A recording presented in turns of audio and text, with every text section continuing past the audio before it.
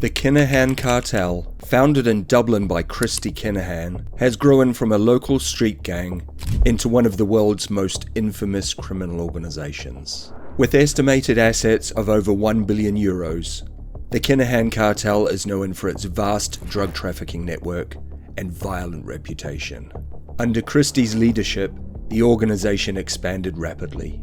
But it was his son, Daniel Kinahan, who led the cartel into its darkest chapters, including involvement in the deadly Kinahan-Hutch feud.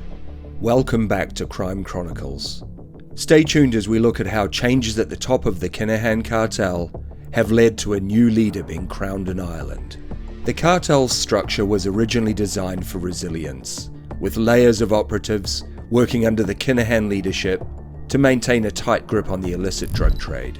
This hierarchical structure allowed the cartel to manage large-scale drug shipments efficiently and mitigate risks associated with law enforcement pressure. Daniel's leadership foolishly saw the organization entangled in the Kinahan-Hutch feud, one of Ireland's bloodiest gang conflicts. This feud resulted in 18 deaths and brought unprecedented scrutiny to the Kinahan cartel. The violence was so severe that Irish courts labelled the Kinahan group a murderous organization. The conflict escalated in 2015 when Gary Hutch, a nephew of rival gang leader Jerry the Monk Hutch, was killed in Spain, allegedly on Daniel Kinahan's orders. Retaliatory attacks followed, leading to a series of high-profile murders, including the infamous Regency Hotel shooting in 2016. The escalation of violence not only highlighted the cartel's ruthless nature, but also marked its transformation from a national issue to an international priority for law enforcement agencies. They continue to orchestrate multi-million-euro drug shipments, adapting to challenges while top members, including Daniel Kinahan, live luxuriously in Dubai. The cartel's ability to maintain its operations is attributed to its sophisticated network, strategic planning, and the loyalty of its members. For years, Ross Browning was believed to oversee the cartel's activities in Ireland as their primary operative in Dublin. However, recent developments indicate a significant power shift within the organization. A new figure has emerged to lead the cartel's Irish operations, marking a crucial moment in the group's history. This change in leadership comes as the cartel attempts to rebuild its presence in Ireland. The cartel's ability to adapt and the loyalty of its members have allowed it to maintain influence in the criminal underworld, even as authorities work tirelessly to dismantle its operations both in Ireland and internationally. Liam Brannigan is stepping into the role of the Kinahan Cartel's new boss in Ireland. His rise reflects the complex nature of Dublin's criminal underworld, where familial ties and local connections play a significant role in shaping the power dynamics. Even before the Kinahan-Hutch feud, Brannigan's neighbourhood was notorious for criminal activity, with reports indicating that approximately 200 known criminals lived in the small area, spawning numerous crime families. Many of these families grew up near each other, fostering connections crucial for figures like Brannigan to rise in the criminal hierarchy. Brannigan's ascent to his new position within the Kinahan Cartel demonstrates the enduring influence of those local connections and the adaptability of criminal organizations in the face of law enforcement efforts. Liam Brannigan's rise to prominence in the Kinahan Cartel was complex. As a cousin of cartel figures Fat Freddie Thompson and Liam Byrne, he was already deeply embedded in Dublin's criminal underworld. His involvement in the long-running Crumlin-Drimnagh feud since 2001 further solidified his position in the underworld. Interestingly, amidst gang warfare, Brannigan pursued higher education.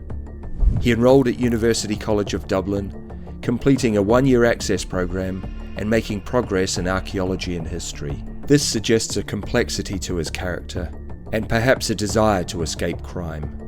However, the underworld's pull proved too strong. Despite completing 2/3 of his studies, Brannigan abandoned academics to focus on his full-time position with the Kinahan Cartel. Brannigan's family history provides context to his involvement in organised crime.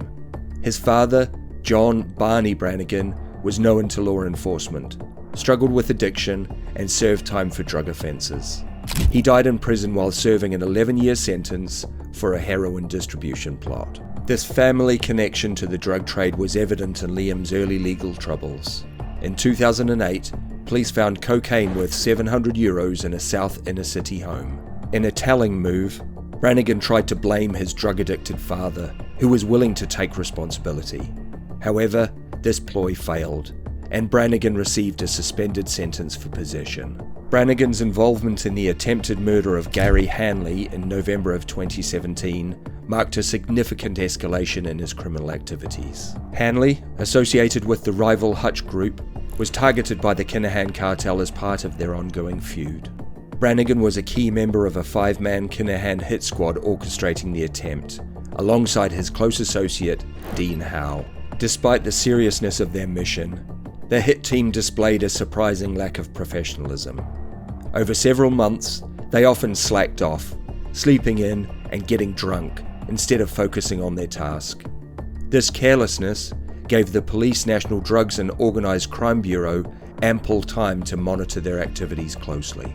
Law enforcement's vigilance paid off when they intercepted the hit team just 500 yards from Hanley's home. Armed officers stopped a Volkswagen Caddy containing Joseph Kelly and Luke Wilson, who had a loaded semi-automatic pistol, silencer, and ammunition. These had been collected from a cyclist at a local car park in Glasnevin moments before. As part of the investigation, Brannigan was arrested near his home in Hanover Court. The investigation revealed he was the only squad member in direct contact with Kinahan leadership in Dubai using an encrypted phone, underscoring Brannigan's elevated status within the cartel. The thoroughness of the police surveillance operation became apparent during legal proceedings, and the Special Criminal Court found Brannigan guilty of being central to the conspiracy to kill Hanley, sentencing him to 8 years in prison. Before his conviction for the Hanley murder plot, Liam Brannigan maintained a low profile despite being a top lieutenant in Daniel Kinahan's drug gang. His association with the cartel's leadership was evident in his attendance at Daniel's boxing events. This proximity, along with his skills and connections, positioned Brannigan as a rising star. The release of Brannigan, who served his sentence without cooperating with authorities, has provided the cartel with a loyal leader. His ascent follows changes in the organisation and Dublin's criminal landscape. Ross Browning, previously the cartel's main Dublin operative, has stepped back, likely due to being investigated by the Criminal Assets Bureau. Brannigan's elevation was also facilitated by his cousin Liam Byrne's extradition to the UK on firearms charges. Byrne's arrest in Mallorca created a power vacuum that Brannigan is now filling. In his new role, Brannigan leads the cartel's efforts to maintain and expand operations in Ireland. His knowledge of the local criminal scene and loyalty to the organisation make him well suited to navigate the cartel's challenges in its home territory. Meanwhile, the Kinahan leadership in Dubai struggles to maintain control while avoiding extradition. The resilience of the Kinahan cartel serves as a reminder of the ongoing challenges in fighting organised crime. The fact that the cartel still operates and is able to appoint a new leader for Ireland shows that the police, government, and international law enforcement still have plenty of work to do in ridding the planet of this insidious group. Thank you for joining us today on Crime Chronicles. Don't forget to like, subscribe, and share the channel with your friends.